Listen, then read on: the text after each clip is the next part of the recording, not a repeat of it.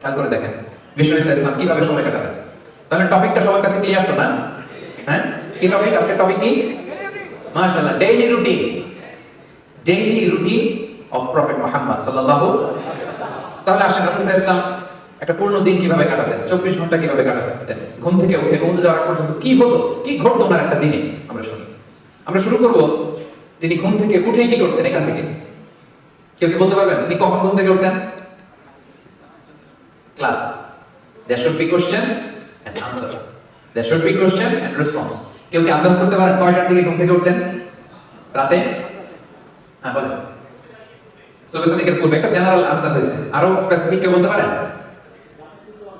রাতের তৃতীয়াংশে। অনেকটাই general, specific আরো স্পেসিফিক। হ্যাঁ, তাহাজ্জুদের সময়। হ্যাঁ, আরেকটু স্পেসিফিক হয়েছে মাশাআল্লাহ। জি, রাসূল সাল্লাল্লাহু আলাইহি ওয়াসাল্লাম মিডনাইটে উঠতেন, মাঝরাতে। সুবহানাল্লাহ বলতে পারলেন না? মাঝরাতে উঠে যেতেন।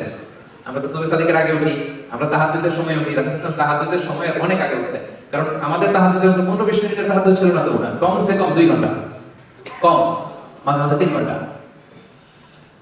তাহলে মিডনাইট, মধ্যরাতে বিষ্ণু ইসলাম উঠতেন, উঠেই আল্লাহ শুকরিয়া জ্ঞাপন করতেন যে আল্লাহ thanks for a new time, new day, আলহামদুলিল্লাহিল্লাযী আহইয়ানা বা'দামা আমাতানা ওয়া ইলাইহিন নুশুর। আল্লাহ শুকরগুজার হচ্ছি তোমার দরবারে যে দীর্ঘ সময় মৃত্যুর পর তুমি আমাকে আবার জীবন দিয়েছো।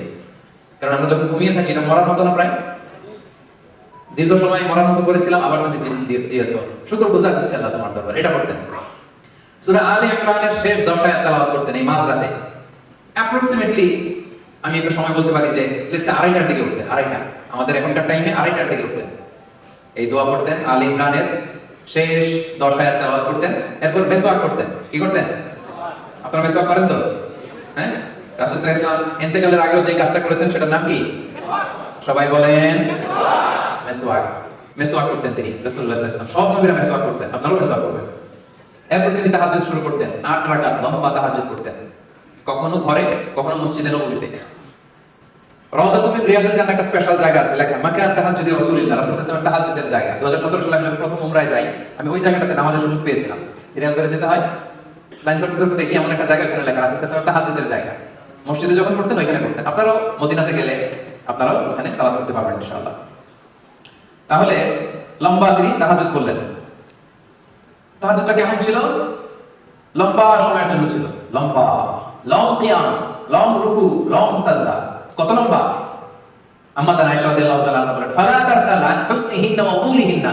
বিষ্ণুবীর তাহাজ্জুদের নামাজ যে কত লম্বা ছিল, কত সুন্দর ছিল, এটা আমাকে জিজ্ঞেস করুন, আমি বলতে পারবো।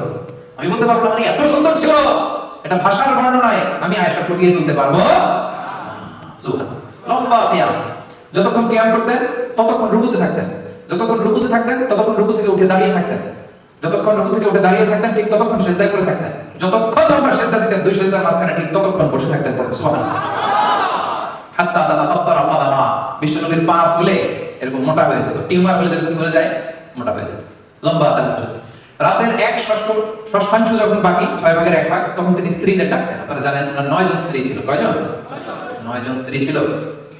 মোট 11 জন স্ত্রী ছিল, আর 2 জন দাসী ছিল, মোট 13 জন। এই 11 জন স্ত্রীর কাছে এক এক রাতে এক একজনের কাছে থাকতেন, লটারি করতেন, যার নাম উঠতো তারপরে আজকে, তারপরে দিন আরেকজন, তারপরে আরেকজন, এভাবে ভাগ ভাগ করে করে রাসূল সাল্লাল্লাহু আলাইহি ওয়াসাল্লাম স্ত্রীদের সাথে থাকতেন।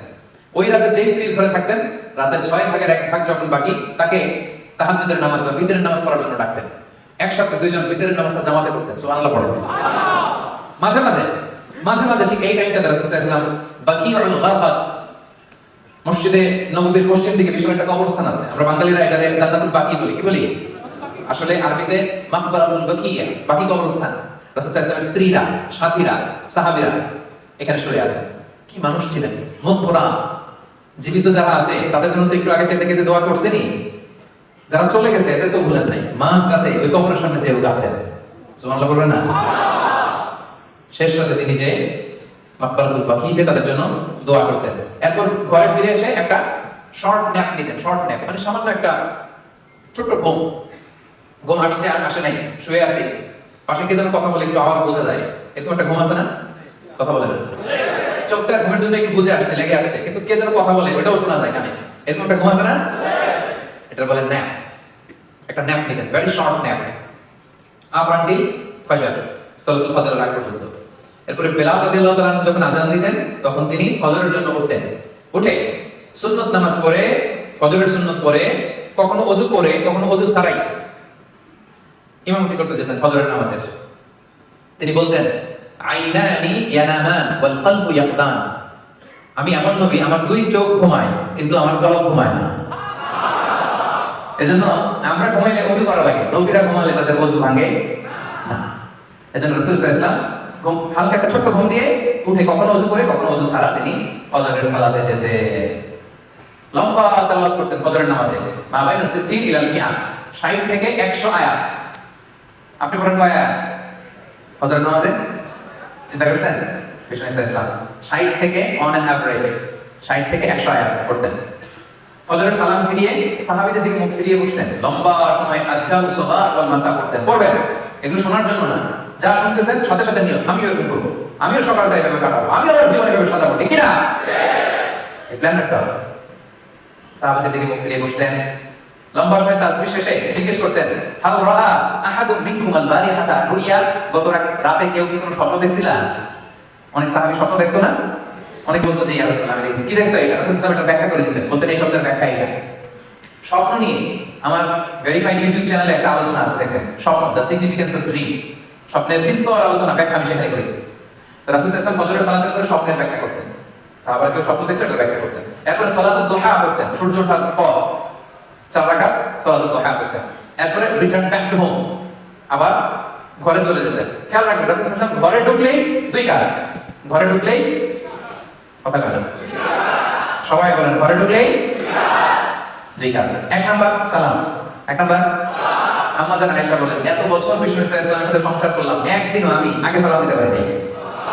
মাঝে মাঝে পর্দার আড়ালে লুকিয়ে থাকতাম, কিন্তু দূর থেকে আমাকে সালাম দিয়ে দিত মুহাম্মদ সাল্লাল্লাহু আলাইহি ওয়াসাল্লাম। ঘরে ঢুকেই সালাম দিতেন। দুই নম্বরে কি করতেন? দুই নম্বরে মেসওয়াক করতেন। মেসওয়াক কি সেন্স দেখেন, স্ত্রীদের কাছে যাবেন, কথা বলবেন, মুখ থেকে দুর্গন্ধ আসতে পারে, এরকম হয় না? যেন সোশ্যাল ইন্টারঅ্যাকশন যখন করবেন মুখ থেকে যেন দুর্গন্ধ না আসে, ব্রাশ করে যাওয়া, মেসওয়াক করে যাওয়া, অথবা মিন্ট গাম চাবানো, চুইং গাম, যাতে থেকে সুঘ্রাণ আসে। রাসূলুল্লাহ ঘরে ঢোকার আগেই প্রথমে সালাম, তারপরে তিনি মেসওয়াক করতেন। আচ্ছা, এবার স্ত্রীদের সাথে কথাবার্তা শুরু করলেন ফজরের পর পরে এসে। এবার ব্রেকফাস্টের সময় হয়েছে না? ব্রেকফাস্ট হয়েছে কিনা? সালাতুদ দুহা করে আসলেন, ঘরে ঢুকলেন। এবার এখন কোন টাইম হয়েছে? Now we will know how was the breakfast of the last messenger. সব শেষের নবী মুহাম্মদ রাসূলুল্লাহ সাল্লাল্লাহু আলাইহি ওয়াসাল্লাম ব্রেকফাস্ট কেমন ছিল দেখেন, কেমন ছিল। ঘরে যে সালাম দিয়ে জিজ্ঞেস করতেন কিছু আছে খাবার, স্ত্রীরা যদি বলতো আছে খেতেন, যদি না থাকতো রাসূলুল্লাহ সাল্লাল্লাহু আলাইহি ওয়াসাল্লাম বলতেন ফাইন নিয়ে আসো, ঠিক আছে আমি রোজা রাখলাম। থাকলে খেতেন, না থাকলে রোজা রাখতেন। সুবহানাল্লাহ। আর ফজরের পরে বিষ্ণু সাল্লাল্লাহু আলাইহি ওয়াসাল্লাম কখনো ঘুমাতেন না। ফজরের পরে এটা কাজের সময়, এবং তিনি দোয়া করেছেন আল্লাহুম্মা বারিক লি উম্মতি ফি বুকুরিহা, হে আল্লাহ আমার উম্মতের সকালে বুকুরের সময়টা, ফজরের পরে 2-3 ঘন্টার সময়, এই সময়টাতে আল্লাহ তুমি বরকত দিয়ে দিও। এই সময় কাজ করলে বরকত, এই সময় আপনি অফিসের কাজ করবেন, পড়াশোনা থাকলে পড়াশোনা করবেন, ঘুম যদি রাতে না হয় একটু দেরি করে ঘুমাবেন, কিন্তু ফজরের পর পর ঘুমানোটা ঠিক না। কালে ভদ্রে সফরে কোনো ঝামেলা একদিন হতে পারে, কিন্তু এটা রেগুলার অভ্যাস হওয়া ঠিক না যে প্রতিদিন আমার ঘুমিয়ে হয় ফজর পর রাতে ঘুম নাই। এরকম কিছু আছে না? নাই, আমাদের এখানে নাই, মাশাআল্লাহ আছে। হ্যাঁ না, চেঞ্জ ইউর হ্যাবিট। আজকে আমরা শুরুতে প্রতিজ্ঞা করেছি বিষ্ণু ইসলামের একটা পূর্ণ দিন 24 ঘন্টা ডেইলি রুটিনটা আমরা শুনবো। তাহলে ফজরের পরে ঘুমাতেন না, তো খাবার খেলেন, আর খাবার না পাইলে কি করতেন? রোজা রেখে আবার মসজিদে, আবার কি যে মসজিদ থেকে ঘরে আসছেন আবার এই মসজিদে যেই 2 রাকাত, মসজিদে ঢুকলেই যখনই ঢুকতেন তখনই তাহিয়াতুল মসজিদ, মসজিদে ঢুকলেই 2 রাকাত করতে হয়। বিষ্ণু 2 রাকাত করতেন, পরে the official start of the day, officially ওনার দিনটা স্টার্ট করতেন। কারণ এই মসজিদের মধ্যেই সব ছিল, এটাই সুপ্রিম কোর্ট, মসজিদে নববী এটাই হাই কোর্ট, এটাই বিচার বিভাগ, এটাই সংসদ ভবন, এটাই বঙ্গভবন, এটাই গণভবন, এটাই ক্যান্টনমেন্ট, এখানেই সব হতো। আল মসজিদ আন-নববী, the very official start of the day, ওনার অফিশিয়াল স্টার্ট হতো ওই দিনে। অফিশিয়াল কাজ কি কি করতেন? রাষ্ট্রের নানা কাজের যে দায়িত্বগুলো ছিল এগুলো পালন করতেন। He used to take care the social and the political affairs. মসজিদে নববীর পাশে সুফা বারান্দা ছিল, কিছু সাহাবী দিন ইসলাম চর্চার জন্য ওখানেই পড়ে থাকতো। আহলে সুফা সাহাবাদেরকে রাসূলুল্লাহ সাল্লাল্লাহু আলাইহি ওয়াসাল্লাম হাদিস শিখাতেন, কোরআন শিখাতেন। আচ্ছা গেল, তাহলে সকালে অফিসিয়াল যে কাজগুলো এগুলো রাসূল সাল্লাল্লাহু আলাইহি ওয়াসাল্লাম করতেন। এবার তো আরেকটু উপরের দিকে যাই, লেটস সে 10টা থেকে 11টা, 11:30, এই টাইমটাতে রাসূল সাল্লাল্লাহু আলাইহি ওয়াসাল্লাম কি করতেন? অনেকগুলো কাজ করতেন। আমরা আগাচ্ছি কিন্তু সামনের দিকে। এই টাইমে উনি ফ্যামিলি, ওনার যে আত্মীয় স্বজন আছে এদের বাড়িতে ভিজিট করতেন মাঝে মাঝে। আপনার আত্মীয় স্বজনের খোঁজ খবর নেন তো? আপনার হায়াতে বরকত চাইলে, রিজিকে বরকত চাইলে এটা করতে হবে। যদি চান হায়াতে বরকত, রিজিকে বরকত, আত্মীয় স্বজনের খোঁজ খবর নেন, ফোন করে খবর নেন, কিছু উপহার পাঠান। আপনার রিজিকে, আপনার হায়াতে বরকত দিয়ে দিবে কে? কোথায় যাইতেন? বিশেষ করে নিজের মেয়ে কয়েক ঘর পরেই ফাতেমা রাদিয়াল্লাহু তাআলা আনহার বাড়ি যেতেন, যে দুই নাতি হাসান হোসেন রাদিয়াল্লাহু তাআলা আনহুদের সাথে সময় কাটাতেন। হাসানকে রাসূল সাল্লাল্লাহু আলাইহি ওয়াসাল্লাম আদর করে আরবিতে ডাকতেন লুকা। সহিহ বুখারীর বর্ণনা, যে বলতেন আইনা লুকা, লুকা কোথায়? লুকা শব্দের অর্থ পিচ্ছি, বাংলা কি বলে? ওমিয়া নানা নাতির সম্পর্ক আলাদা সম্পর্ক আছে না নাই? সুবহানাল্লাহ। বিশ্বনবী ওনাদেরকে নিয়ে মসজিদে যাওয়ার সময় নামাজ পড়তেন। একবার আসরের নামাজের সময় লম্বা সিজদা দিলেন। এত লম্বা সিজদা আসরে জীবনে কোনোদিন দেয় নাই। নামাজ পড়ে সাহাবারা বললেন, ইয়া রাসূলুল্লাহ, অসুস্থ হয়ে গেলেন নাকি? সিজদা অবস্থায় কোরআনের আয়াত নাযিল হলো নাকি? এত লম্বা সিজদা তো দেই নাই, দেন নাই কখনো। বিশ্বনবী সাল্লাল্লাহু আলাইহি ওয়াসাল্লাম বললেন, না, আমার নাতি হাসান সিজদারত অবস্থায় আমার কাঁধের উপরে চেপে বসেছিল, এজন্য আমি হাসানকে ডিস্টার্ব করতে চাই নাই। যতক্ষণ হাসান আমার কাঁধে ছিল আমি সিজদায় লুটিয়ে পড়েছিলাম। সুবহানাল্লাহ। হাসান সরে গিয়েছে, সিজদা থেকে মাথা তুলেছে। কি ভালোবাসতেন নাতিদের। ঘুরতে যেতেন মেয়ের ঘরে, ফাতেমা রাদিয়াল্লাহু তাআলা হাসান হাসানের সাথে সময় কাটাতেন। মাঝে মাঝে he used to visit the market of Medina. মদিনার মার্কেট ভিজিটে যেতেন এই টাইম 11টার দিকে, একটা অ্যাপ্রক্সিমেট টাইম 11টার দিকে। একদিন ঘুরতে ঘুরতে যে দেখে খেজুরের স্তূপ, হাত ঢুকাই দিলেন ভিতরে। উপরে শুকনা, ভিতরে হাত দিয়ে হাত তুলে দেখে হাতের মধ্যে পানি। তার মানে উপরে শুকনা, ভিতরে ভেজা। রাসূল সাল্লাল্লাহু আলাইহি ওয়াসাল্লাম বলেন, নাকি উপরে শুকনা ভিতরে ভেজা কেন? বলে, ইয়া রাসূলুল্লাহ, বৃষ্টি হয়েছে এজন্য। তো বৃষ্টি হলে তো উপরে পানির আলামত থাকবে কি থাকবে না? এবার তো ধরা খেয়ে গেছে। তখন রাসূল সাল্লাল্লাহু আলাইহি ওয়াসাল্লাম সেই বিখ্যাত হাদিসটা বলেছিলেন, মান গাশশানা ফালাইসা মিন্না, যে আমাদেরকে ধোঁকা দেয়, যে আমারে ধোঁকা দেয়, সে আমার উম্মত কশিনকালে হতে পারে না। The person who deceives us is not among us, যে আমাদেরকে ধোঁকা দেয় সে আমাদের দলভুক্ত নয়। এই টাইমে রাসূল সাল্লাল্লাহু আলাইহি ওয়াসাল্লাম মদিনার মেয়েদের জন্য স্পেশাল টাইম রাখতেন, QA, কোশ্চেন আনসার সেশন। দুপুরবেলা টাইম দিতেন ছেলেদের জোহর নামাজের পর, কিন্তু এই টাইমটাতে নারীদের জন্য একটা স্পেশাল টাইম রাখতেন। কারণ পুরুষদের মাঝখানে নারী ঘটিত বিভিন্ন মাসালা এগুলো জিজ্ঞেস করার সময় একটু লজ্জা আছে না নাই? একটু বিব্রত হতে পারে, একটু লজ্জা পেতে পারে, যেন স্পেশাল টাইম দিতেন। ওনার স্ত্রীদের ঘরে অন্যান্য নারীরা আসতো, মাসালা জিজ্ঞেস করতো। এই টাইমে রাসূল সাল্লাল্লাহু আলাইহি ওয়াসাল্লাম ঘরের টুকিটাকি কাজ করতেন, নিজে দুধ দহন করতেন ছাগলের ওলান থেকে, উটের ওলান থেকে, নিজের জামা সেলাই করতেন, জুতা সেলাই করতেন, ঘরের স্ত্রীকে এটা আগায় দেওয়া, ওইটাতে হেল্প করা, এই হাউস হোল্ড চোরস গুলো তিনি আঞ্জাম দিতেন। আপনারা দেন তো নাকি? হ্যাঁ, অনেকে বলবেন যে বিয়ে করি নাই, কিভাবে দিব? হ্যাঁ, কি অবস্থা? অবিবাহিত? হ্যাঁ, আল্লাহ আল্লাহ তোমাদের অন্তরের দুঃখ জ্বালা এটা দূর করে দেখবে, নেককার স্ত্রী দিয়ে তোমাদের জীবন সঙ্গী নসিব করুক। তো এখন নিয়ত করো যে বিয়ের পরে এরকম হেল্প করবা স্ত্রীকে, আরো জোরে ইনশাআল্লাহ।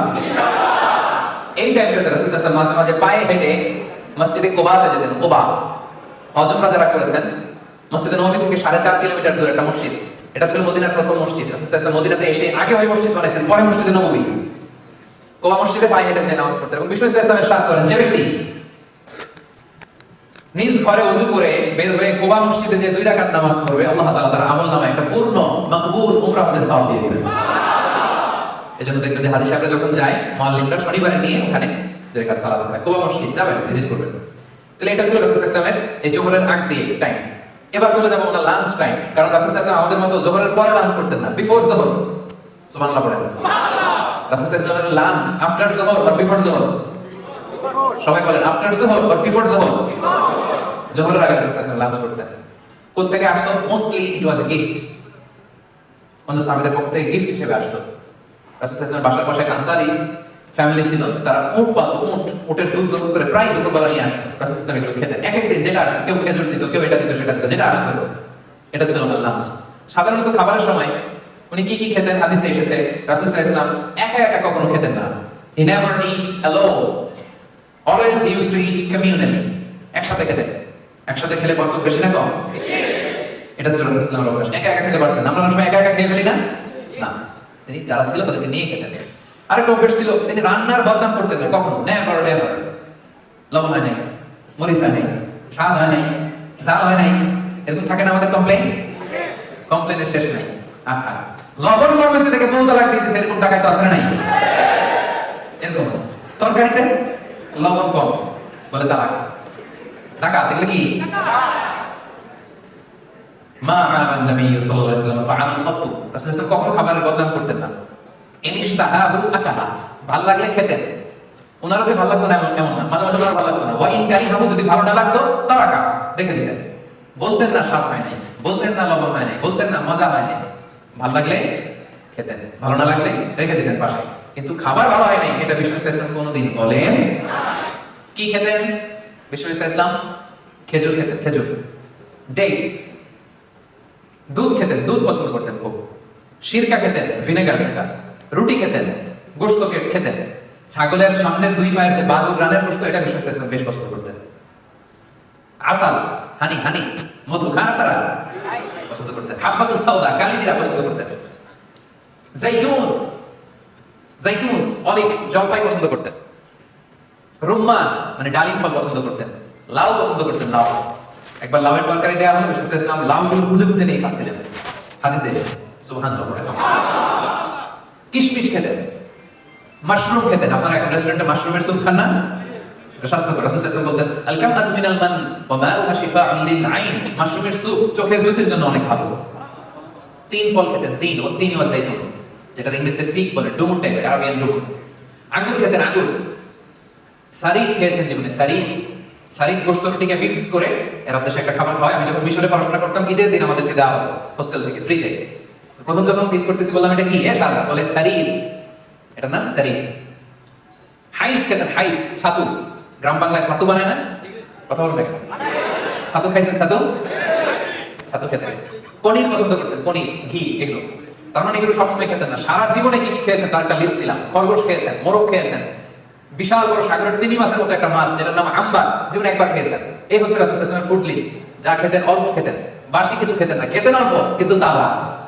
সুবহানাল্লাহ পড়েন।